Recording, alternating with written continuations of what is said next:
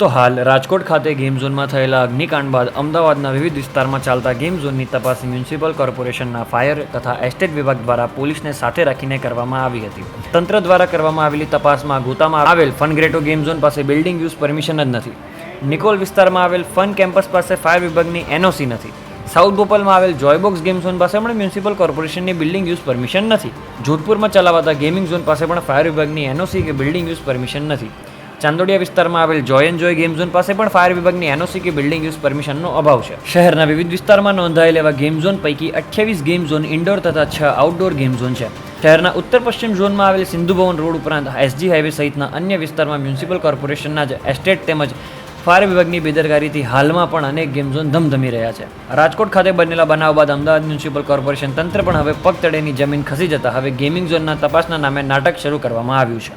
રાજકોટ ખાતે ગેમિંગ ઝોનમાં બનેલા અગ્નિકાંડની ઘટનાને લઈ હાઈકોર્ટે સુઓ મોટો દાખલ કરી સુનાવણી હાથ ધરી હતી.